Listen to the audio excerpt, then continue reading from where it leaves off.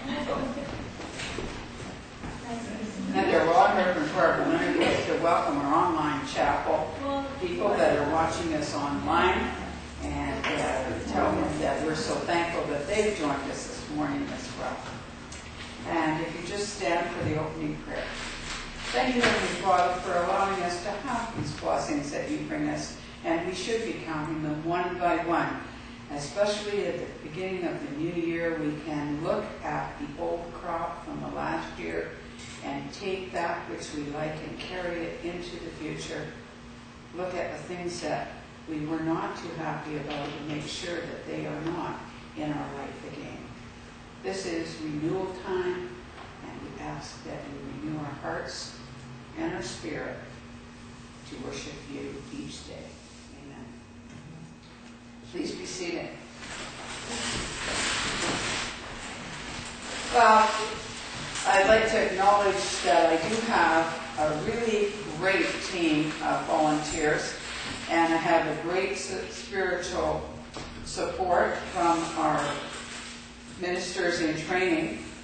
But I must say that they all are on holidays this week, and so other than a couple of really good volunteers like Helen and Amber, who come out faithfully whenever I'm stuck, I can always call on them and know that they'll be here. So that's wonderful. So we'll say blessings to those that are on holidays, and Maureen, our coordinator, is over on the island. She said she's doing some healing because she has two friends over there that are not feeling really great, and she would like some healing said for them. We also would like to thank all of you that have attended the church over the last 6 months. We have one wonderful year of the online chapel, and we have 6 months now of the home-based chapel that we have here. And we've had great support from all of you throughout this last 6 months coming out. Even in the snowstorm, we did get a few people out to see the people that were coming in ministerial training and see them get dedicated to the church. And I would ask you now if you would like to turn to song number 2. He's got the whole world in his hands, and we will just get so excited. They just said all of my minister in training weren't here, and I just had one walk in the door. So I just made Hawaii already, just like my kids used to do.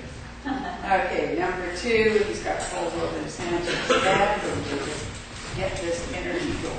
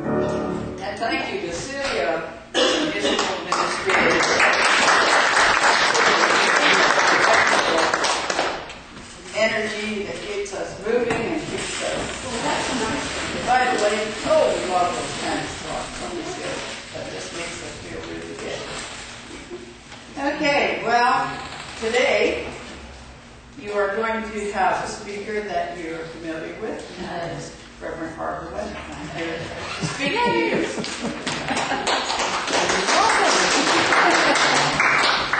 And we're going to talk a little bit about the universal law of expectation. Now, it's interesting because we have universal laws, and they work on all 3 levels. It works exactly the same on the physical level, the mental level, and the spiritual level, because God's laws do not change. So the universal law of expectation is kind of a sub-law to the law of harvest. And this is really wonderful because we all know what the law of harvest is. We have all probably in our lifetime at least planted one seed in the garden. And we have watched the farmers plant a whole field.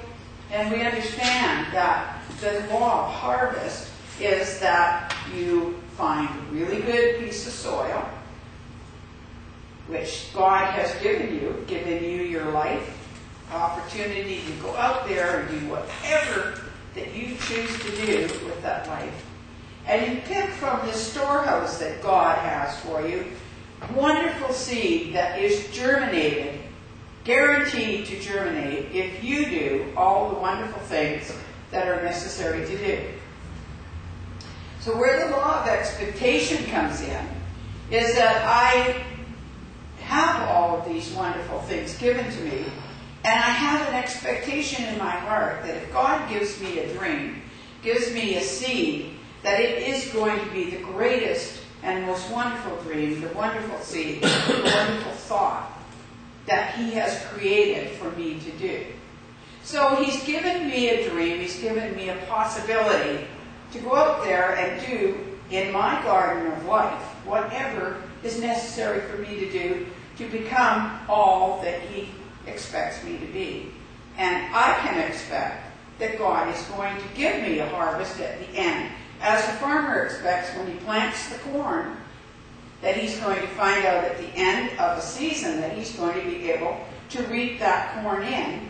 And for every corn seed that he's put in, there's a possibility of about 1,800 other corn seeds that are returning from that. So isn't that a wonderful promise? If we know that natural law happens on the physical, mental, and spiritual level, that whatever we put in the seed in any of those areas are going to manifest into maybe even 1,800 times what it is that we want. So in the law of expectation, I can expect that if I take this wonderful life that God gave me and I invest the seed of thought into that and put the time, energy, and money behind that idea, my expectation is that it's going to be successful, it's going to be wonderful, and it's going to be productive, and it's going to be everything that God has visualized it to be through me. Because through me, these things will get done. So it's going to be up to me. So then, how do we look at that? And we say, well, okay, where do I start? Well, sometimes we don't always have everything at the beginning to start the garden. We just have the thought. And we have the garden, which is there, our life, our opportunity, our choices, our ability, and there is no exclusion to any of you. There's no where in God's world, in God's universe, that it says that only exclusive people can have the dream. That only special people get the dream. You have an opportunity to get out there and produce to the highest and best of yourself. But how do we do that? Well, firstly, we may have to start small. We may have to start with one small corn seed on the patio. And we nurture that stalk along and we get 3 cobs of corn. And then we take that and we continue on. So if we use that as symbolism, we might start really small today, right away, with the dream that we have, even though we don't have everything that it's going to require to become whatever it is that we want to become. When Celia first decided to be a musician, it didn't all come at one time. She invested time, energy, and money over a number of years to acquire the ability to be able to sit here and play this beautiful music for us on a Sunday. She had to put that time, energy, and money in. As when we plant the garden, we have to tend that seed. And we have to do what? We have to have faith. We have to put that in the garden, and we have to believe while it's still underneath the ground, where it hasn't produced anything yet, hasn't even stuck its little head up on its seed leaf yet, that the potential that God has given to us, that it will be there if we're willing to do what's necessary to get that to happen. So let's look at our lives right now. Like a garden, and we put that seed in. And firstly, we have to give it time. We have to give it time to grow. We have to give it time to get to maturity. We can't put the seed in today and go down and pick the crop tomorrow. There's an investment of time, energy, and money that have to go into there. You have to invest, even spiritually, you have to invest financially into your spiritual world to learn about things. I mean, the young ministers that we have coming up have to put money out on the courses, money to buy books. They have to put the time and energy in. They have to make a commitment. And they have to be able to work that garden and keep all the negative things away. The weeds. Okay, we're going to get out there, and we haven't even got this seedling up yet. but we gotta get those weeds, those negative things that can come in and kill our dream. Get it away from the dream, so the dream has a chance to manifest itself in the beginning, and we can see that hope and that wonderful energy. So we go out there and we have faith that if we do that, we rake it up, we water it when it needs water, we fertilize it when it needs fertilizing. So in other words, I go to people and be around people who are going to encourage my dream. That is going to water my garden. I'm not going to hang around people who are going to say, well, that's a foolish dream. You're far too old to be doing this. Or, but you don't have the money to do this. Or you don't have the talent to do this. I'm looking at the fact that if God gave me the dream, it's not too big for me. If God called me to do that particular dream and gave me the talent, the abilities, the tools, or whatever, to create that, it can't be too big for me. So I'm not going to let all these negative Nellies put all these things in my garden, start choking off the very beginning of my little seed as it pokes its head up. And I'm going to make sure that I do get the encouragement, and I do pray, and I do all the things that are correct to bring that to whatever it's going to be. And I'm going to wait and be patient. I think this is the biggest word. Anybody who's in spiritual connections know that Spirit is always saying patience.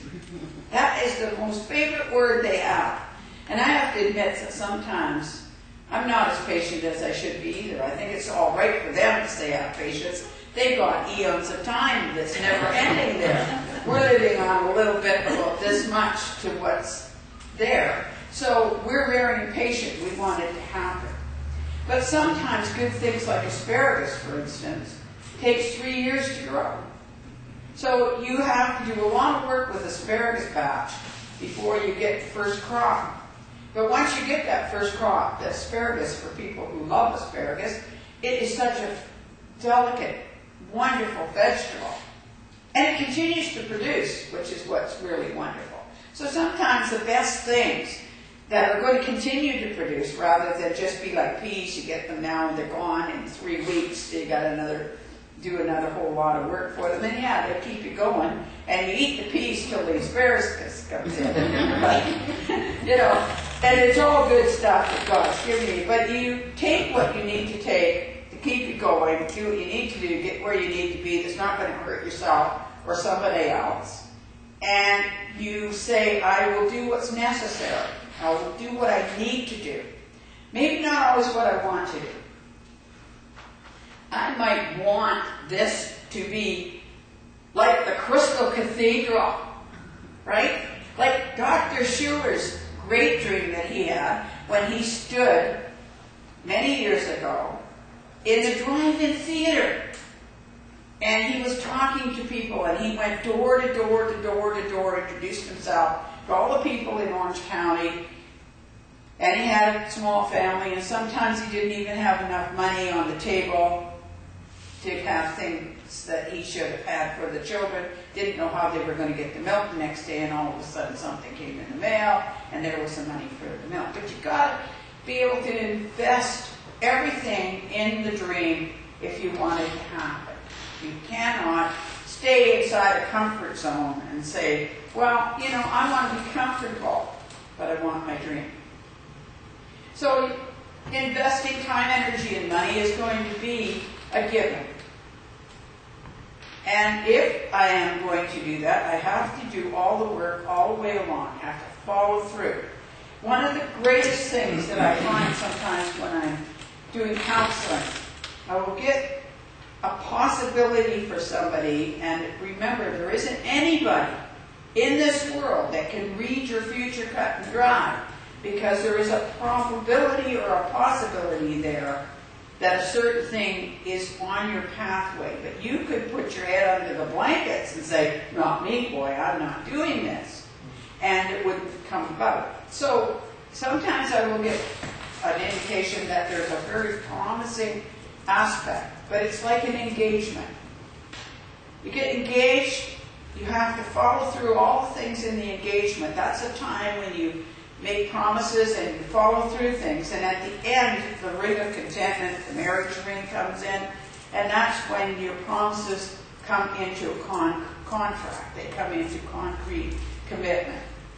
So it's a promising garden that God's given you, but you do need to do all the work from start to finish. Now, talking about the chapel, because I am going to talk about the chapel. This is the new year coming up. And you know, we don't have to wait for New Year's to start something new. You start a new day every day. So you can start anew every day. But because it's New Year, we all in this kind of habit, right, of making New Year's resolutions. And in the law of expectation, the thing with expectation is that you have to have realistic expectation. I cannot plant corn and have an expectation that God's going to turn it into an apple tree. That's an unrealistic expectation. So we're looking again at the farmer.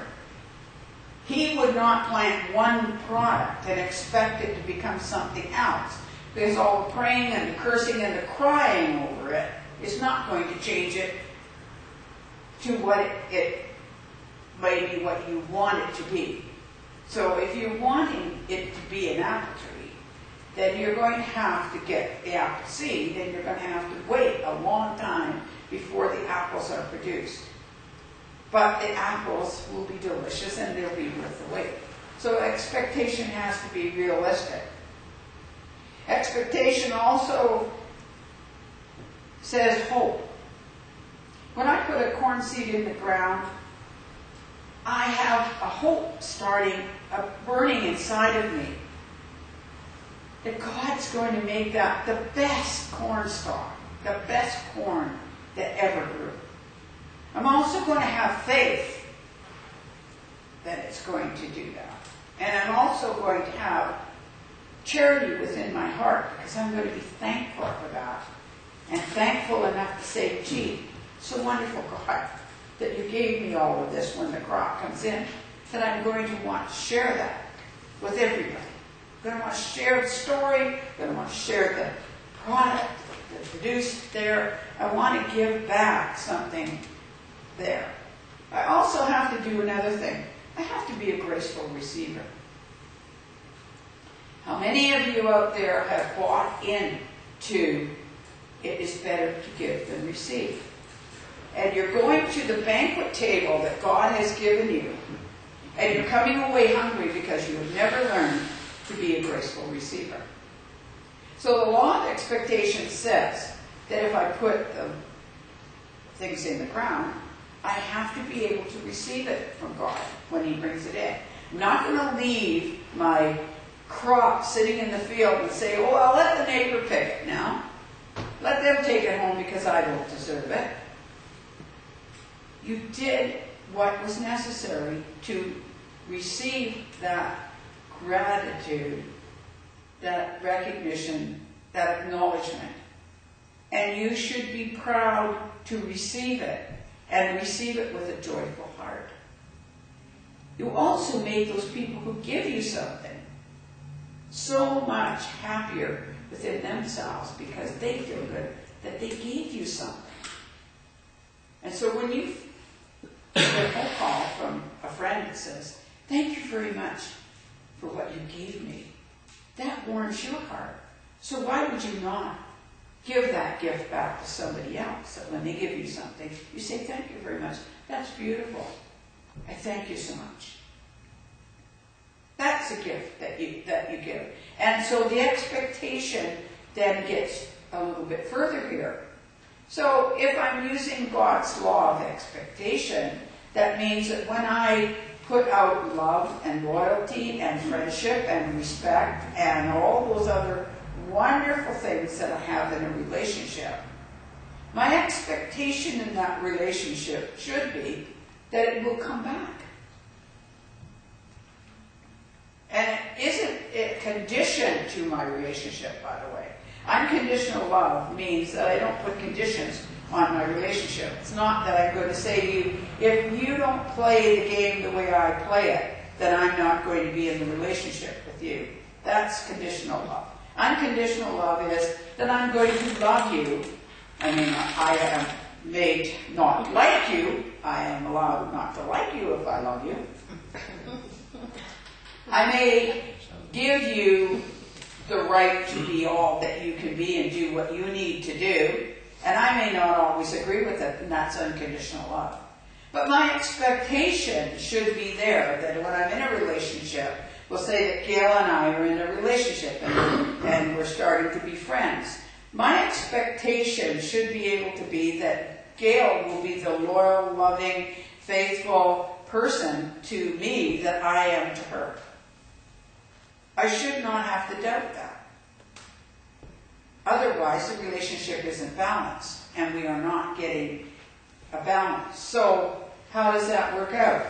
Well, I can remember many years ago that I was not as good at communicating my needs as I am now, because I'm going to tell you something. A lot of people think everybody's supposed to be psychic. They are good actresses, they put on a face, I don't need anything, I'm fine, but are very upset inside that they're not getting what they want out of life in a relationship because they're hiding behind a mask. And I used to do that. Everything was fine. I got into the loving and giving thing, and of course I was loving and giving, and my husband would come back from being down south in the Navy and he would bring me a present. He only had $15 every paycheck, which, I mean, comparatively now, that was a lot more than that. But he would take his $15 every other week, twice a month, and he would have a little bit to spend on himself because he was aboard ship. But he would buy me something and bring it back, and I finally said to him, you don't need to be bringing presents back. You should be using that money for yourself. I told him that often enough that he began to believe it to be true. And after 15 years of marriage, and I was getting nothing back because he didn't think I needed anything, I hit the wall and emotionally hit the bottom and had to go to a doctor to find out a couple pieces of information that I'll tell you. And one of them is that if you're going to lay on the floor, he said to me, the doctor, if you're going to lay on the floor like a doormat, don't come running to me crying that people are wiping their feet off on you. In other words, get up and talk about what's going on with you. Don't just lay down and submit to whatever is being done. Speak up. And the other piece of information that he gave me was, if I expected the marriage to last, what I needed to do was to be very clear on what my desires and wishes were in the relationship. And if it were life and death important, I wasn't to bargain it, I wasn't to beg about it, I wasn't to cry about it, or whine about it. I was to state, this is the way things need to be for my sanity. That was life and death important. And if it really wasn't that important, and it was just a case of winning points, we all have this kind of thing, then we can expect that if we're trying to win points and we're in an argument with someone, they're going to try to get their point, and that's the expectation is going to be that you start something, there's going to be an argument. So why put that energy out on something that isn't really necessary? So I used that in my life, and it worked for me, and I also have used it in counseling with a lot of other people to say that these are two things that if you think about in your life, what is really important to you, state it. Let people know what it is. Don't make them think that they have to read your mind as a meter of how much somebody loves you is how much they can read your mind. So the expectation should be that if I put the proper things into the marriage that the proper things should come back out. And if it is not there, then I may then have to examine whether or not I am passing my seed onto the non-fertile soil. That is something that people have to get to, but that isn't where we're going today. It's law of expectation. But I do want to talk about the chapel. We started the online chapel. Derrick, one of our ministers in training, came to me and said, I'm doing a radio broadcast online, on the internet, and they would like you to come on and put a chapel. So we did. And I thought, oh, this is kind of fun. This is kind of fun to do. People would listen to it, and some of them would phone in and ask questions, and I thought, this is kind of fun. And all of a sudden I kept getting kind of a little information coming down from the angels above saying, you need a land-based church. And I'm thinking, I do not need a land-based church. So I continue on having a great deal of fun with the online chapel, and people who are listening into it, they're getting good emails and good results from it. And I was having a lot of fun, and Ozzy didn't really have to do a lot of work on that, so he was kind of happy. And next thing you know, this land-based thing came up. So finally we decided, okay, fine, we will put on a breakfast service, and we'll break fast at 8:30 in the morning at one of the restaurants on Scott Road, and anybody who wants to come will break fast with us, and we will have our little service there and have different speakers come out. And it was really wonderful. And then they could go on to the church of their choice, the chapel of their choice, and some of the people weren't necessarily even connected in the spiritualism, but they'd come and listen to the speakers, and a lot of the speakers that came out weren't necessarily spiritualists as per se, but they had great things to say about your life. So next thing you know, I hear this location was going to close. The back of my head says, Barb, phone, relocate, phone. And I'm saying, no. Yes. So I do. And we have been very pleased with what has happened with this chapel in the last 6 months. We have had 6 months of the base chapel. And it varies. Sometimes we'll get 60 people. Sometimes we'll get 15 people.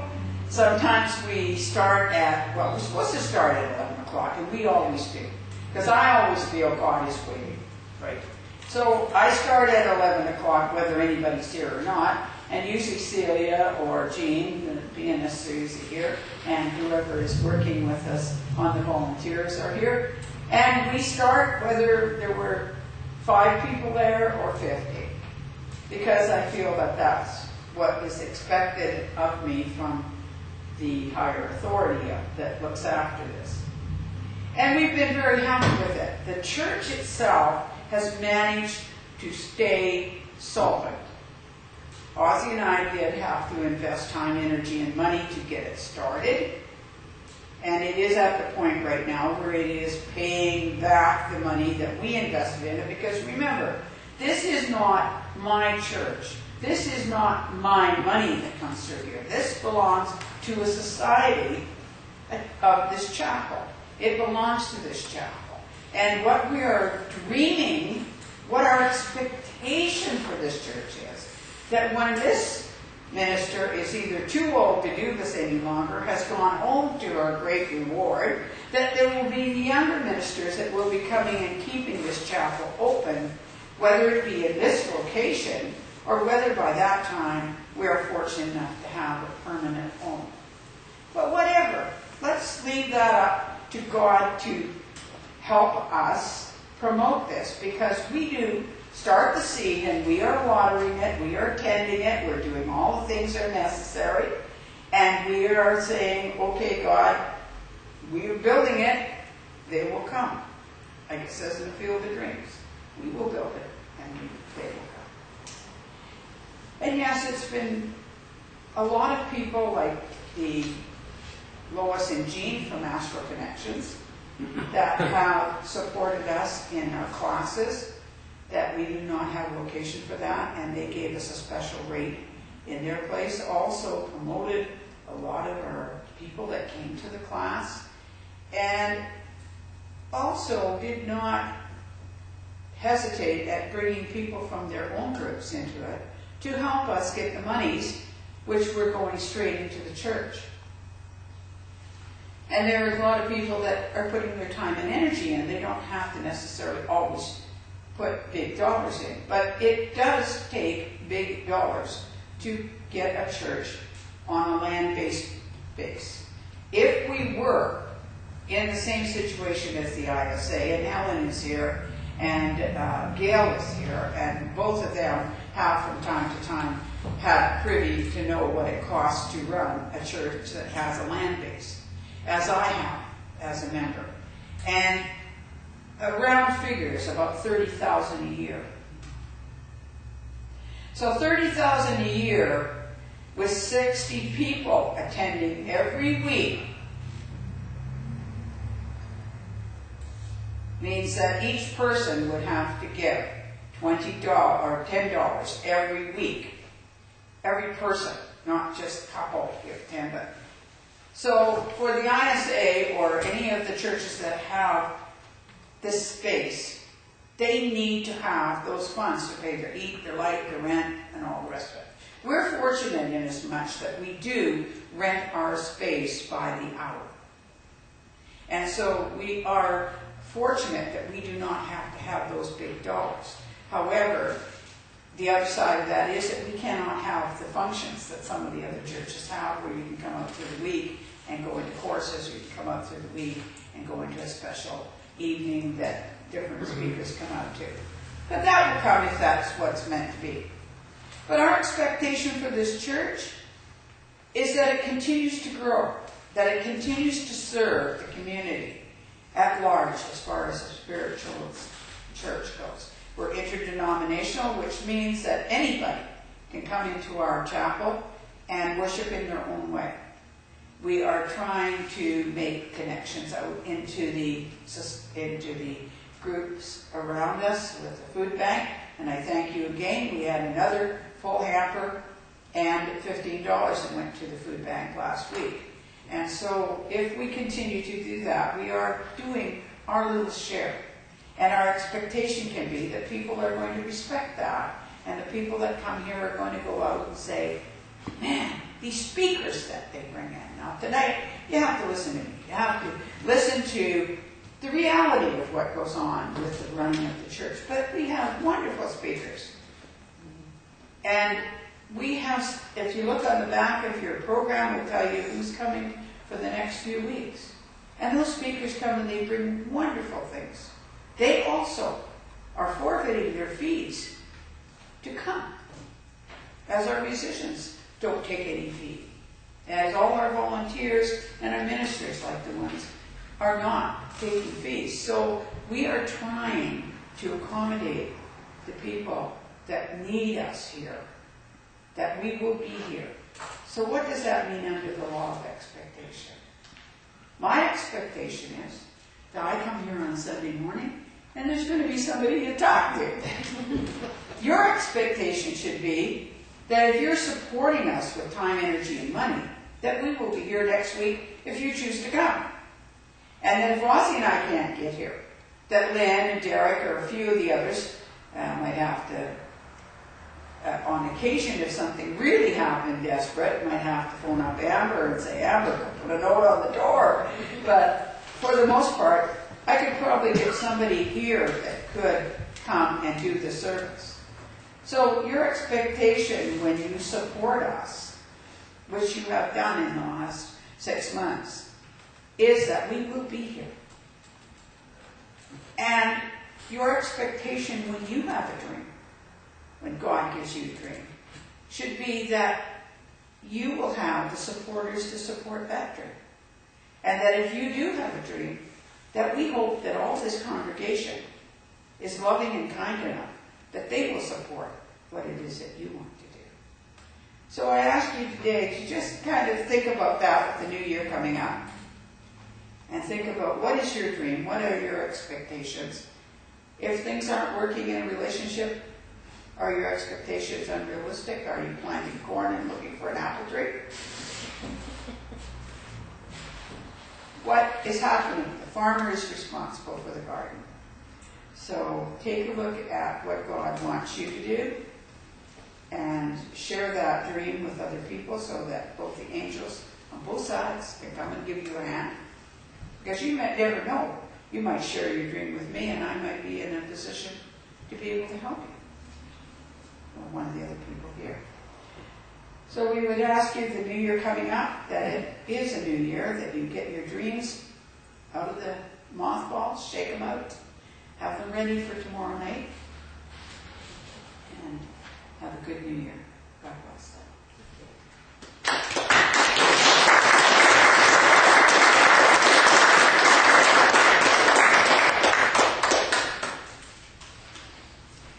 Well, that was a little bit of a kind of different talk, but I think sometimes we need to do a reality check and look at the reality of our expectations.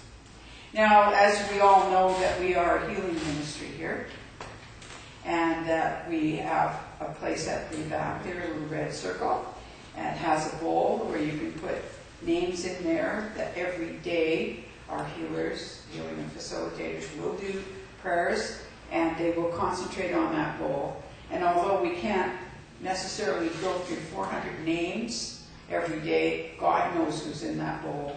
And when we concentrate on that, all the people who have sent a thought up, the healing will be there. Be careful, hands-on healing. There's a couple of facilitators here that will give you hands-on healing.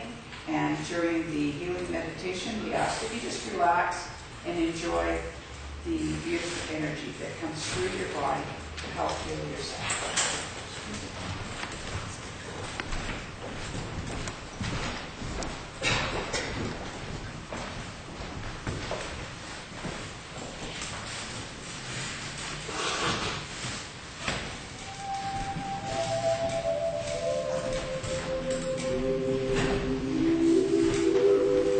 Find a comfortable position and take your thoughts inward and upward to a little spot in the universe where God resides and healing begins.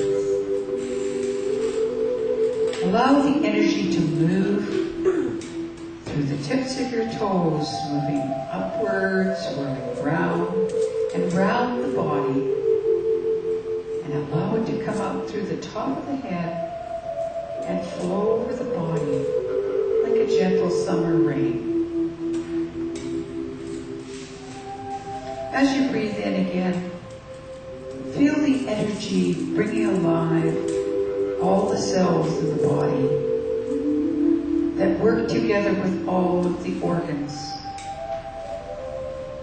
And allow those organs to be like a wonderful symphony concert orchestra that play their instruments independently, but they play with such harmony and such rhythm that they are working for the whole beauty of the piece they are playing. And as you breathe the energy in and revitalize all of the energies in the body, in the cells, in the organs, know that you are doing that to bring healing to the whole. And as the energy comes in again through the tips of the toes, allow it to expand into the mind.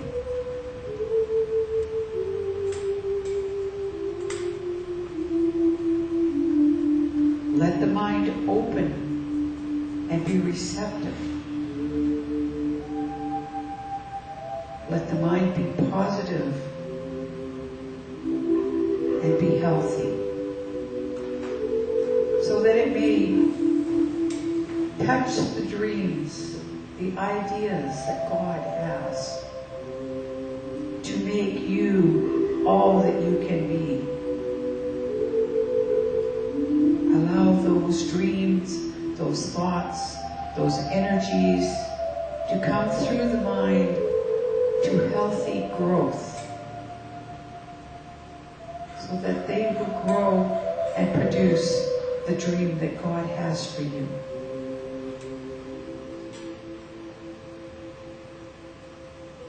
Breathing in again, allow yourself to come in touch with the Spirit,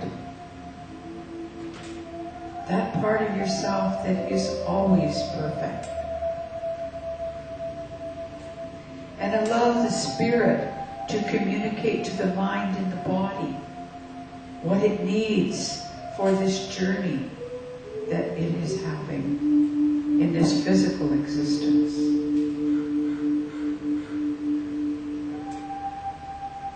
And as you have healed your own self, body, mind, and spirit, be like a pebble in a great pond of energy, and allow your energy to move forward and ripple outward, and let it touch each member in the room. And joining together, allowing the energy to draw through everyone to facilitate the healing.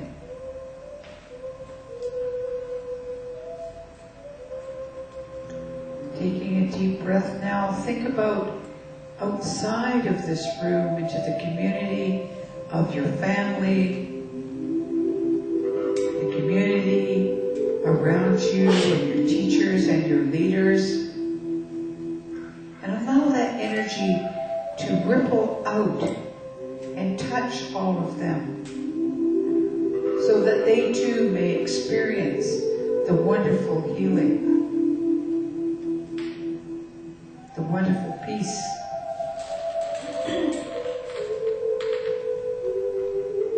Allow that energy now to go forward into the world, and not only touch the world's leaders, but to touch the animals, the vegetation, the waters, the atmosphere, so that they may be healed. And let us be thankful to the animals and the vegetation and the minerals that give of themselves and serve us so greatly and feed us so well.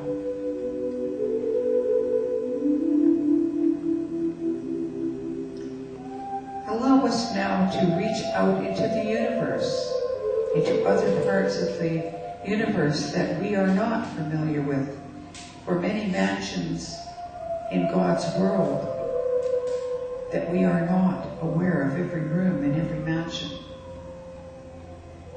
But we send love and we send caring, for God promises us that love and healing is never ending.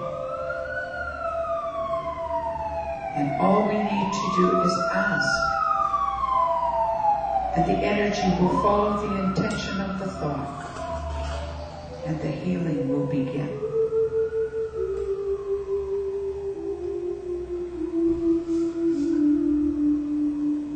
Now, as we circle back to the seat of the soul, take a few moments just to sit quietly before you come back to your everyday, workaday world, to enjoy the tranquility and the peace of the healing area of your garden, the inner garden of healing.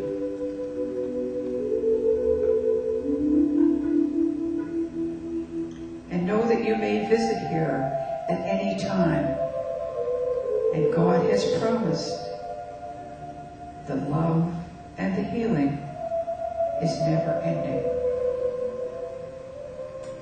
So open your hearts, your mind, and your hand.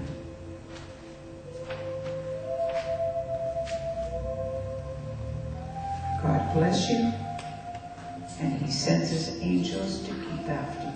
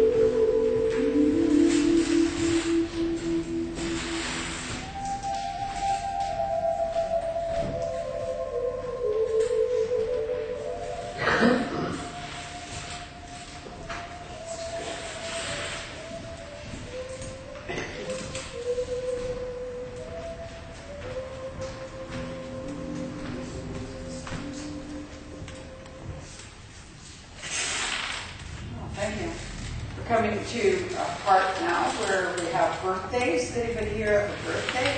Birthday coming up in the new year? A sad one? Woo.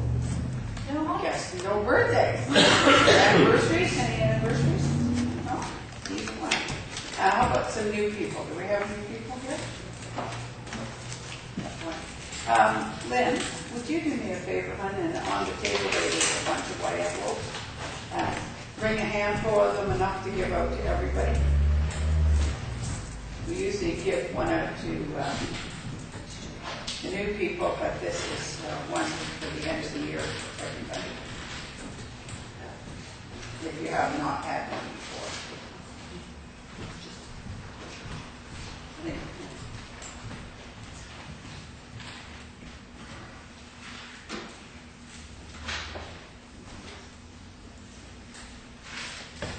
So I don't know whether you have one, but if you haven't, get you one at the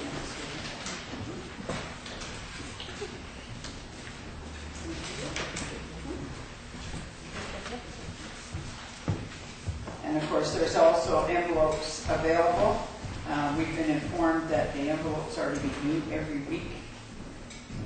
Your name on them, and we put the amount on them, and they're filed along with the records that we file each week in our own records, so that if there's ever a question, they can check against putting the envelope. So that would be nice if we could kind of recycle them, but unfortunately it's 7-year hold on those. Next week we also have Reverend Jeannie Martin, and you've seen her speak on the Rocking before. She's one of the favorite people that come, and we would like you to come and support her and let other people know that she's going to be here. We're planning a spring bazaar, and if you would like to let us know if you have any crafts that you do that you would like to have a table, or if you would like to help bake for that table for the church. And also we're going to have a little tea room where we can have scones and little tea readings, and the rest of it we're going to have some entertainment on the stage, and I'm trying to get one of my sons who's a magician to come, and we'll have mystic and magic. That's some of the entertainment that will be there. So that will be kind of a fun thing, so it'll be a nice fundraiser. And if you would please, we wait upon your offering. It's your time to help us keep this chapel here.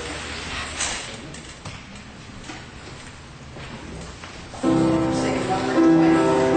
Everybody stand.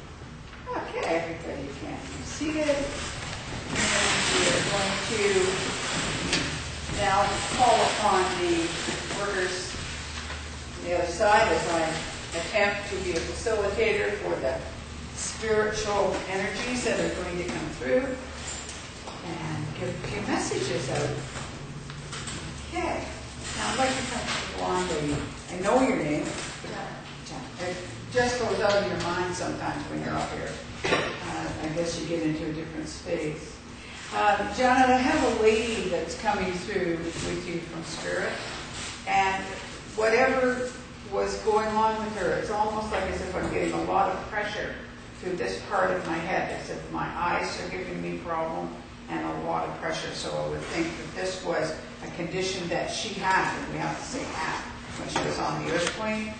She no longer has that. By the way, she's healthy and well. And she's coming through quite strongly, encouraging you to get your garden planted. You've got a really good dream or goal floating around in the back of your mind. It's been there, you've back-burnered it, you brought it forward, you back-burnered it. She says, get it in the garden. It won't grow sitting on the shelf. It's staying in the package. It's not going to grow there. So you need to really make a commitment to yourself. And if necessary, let people know. Tell them what your plan is. And if you find people that are negative, then move away from that. You know, if they don't seem receptive. But the people who really encourage you, get around them, because that's going to help fertilize and germinate that seed. It's really important.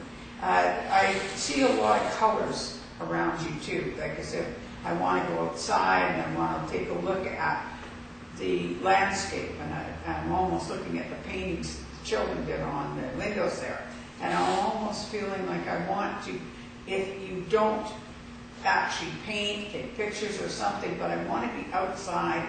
I want to be in that kind of surroundings where it's serene and quiet, and I don't feel like as if everything's piling up on me. Do you understand that? Yeah. And so this is what she's showing. Just try to get some of that time to do that for yourself this year. And nobody can tell you what you should do, but she's requesting that you take that ability that you have and start, you know, getting it in the ground, getting it working for you. Okay, great. Mike, nice seeing you. I hope you had a good Christmas, and that the new year, I don't even have to think about it, is going to really be great. It seems that sometimes maybe it's our attitude when the changeover comes, or maybe it is vibratory, I don't really know. But for whatever reason, it's like 2008 is going to be really great for you, and things are going to go really well. I'm also seeing an uplifting in your energy field, as if you've got more energy, and it would feel that there's a gentleman in spirit that says they're going to put some carrots on the pathway, just like they do, you know, on a string when you get the donkey to go down the pathway. They're going to kind of put some little tempting things so that you come outside of your comfort zone a little bit. And again, you know, we all have great, wonderful opportunities. It's not ever just one dream, because if one dream's finished, new dreams come in. And it's like as if that's what's happening here. You've been in kind of a winter of your season, and so now it's your spring to start the new dream, and forget about the old crop. It's finished, and it did what it did, and it was what it was, and the good stuff you've brought with you, just go forward with that. And he's really encouraging you. I feel very much on a father link, so I don't know if it's a father or grandfather on the father's side, but I do feel a lot of encouragement coming from this gentleman. Okay? God bless you. Oh, Keith, hello. Hi. Oh, my goodness. I am really feeling quite excited about things that are happening in and around you as well. And there is a gentleman that's coming through from Spirit, and he's being funny because he is completely dressed in Scottish regalia. Like, he's got the whole thing, the kilt and the socks and the whole thing, and he's just laughing because he's saying that wouldn't necessarily be how he would appear, but you'll know who he is. He's got a really good sense of humor, and he's just coming in, and he's just really kind of uplifting. He was a fairly robust man through the center here. Okay, so in case you don't recognize him in the kilt, he says. And anyway, he's coming in, and he's saying that this is really the beginning of new things for you. This is your number one year, and it is going to be an absolute fantastic year for you. And he wants you to sit quietly with yourself and make kind of prioritize the garden, is what he's saying. Prioritize the garden. You cannot put too much stuff in. You understand me? If you put too much seed in, it doesn't pull enough nutrients. So you need to move some stuff onto the back burner to really give room for what you're wanting to do. And so he's saying, just prioritize what it is that's really important to you and do that. He's also indicating to me that your emotional life is taking a really uplift too, as if a lot of, and I really don't know this, so he's given it to me, so I got to go with it.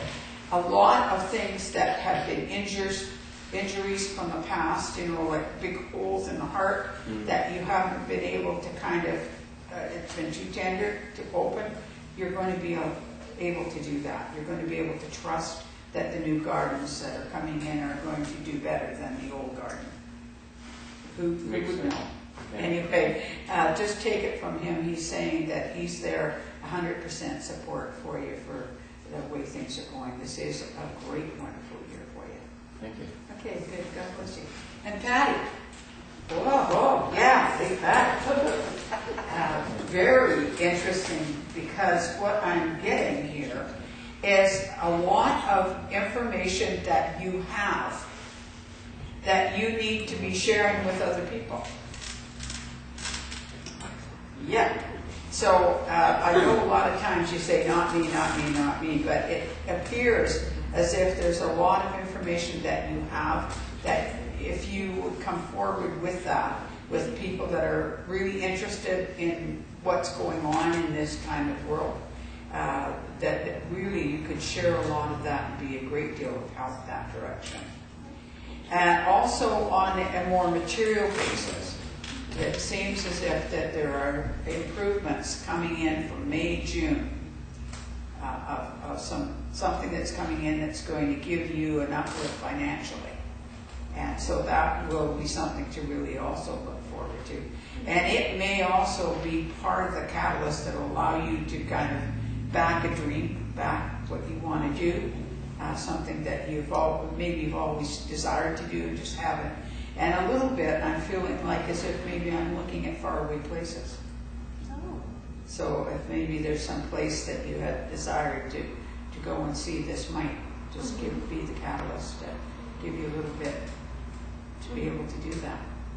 And again, it's up to you if you choose to do that. But it does feel very exciting. I do feel very excited with this. I can almost see you with your cases packed and just moving really quickly with a case in each hand. So it doesn't sound like you're just going for a day if you got two back. Yeah. It seems like it might be a little longer than a couple of days just visit. It's a little longer visit than that. So something that you really wanted to do in a place that you really wanted to see. Have you a connection with Ireland at all? Is that a place that maybe you've got a desire to go? I've been told past life Ireland a lot. Because for whatever reason, Ireland seems to be a place where, whether the ancestors have come from there and it's a kind of genetic remembrance, or whether it's just like one of these things, like I have a daughter that is just totally native. And as far as we know, there is not any native background. So it's certainly not coming down the genetic line, but everything she's attracted to is to do with the North American natives. And this seems to be the thing with Ireland. So that may be something that is a possible connection with what's going on there, a possible going that direction if you chose to do that. Yeah, good. Good, thank you. And the gentleman beside Amber. Hi. Now, it's really strange because I'm having almost like a pressure around my ears. Would that make sense to you? Okay. And what they're saying is that you need to not be worrying about that if that's with you. Okay. That there is an ability to be able to work around that. That's not going to be something that will handicap you from doing what you want to do.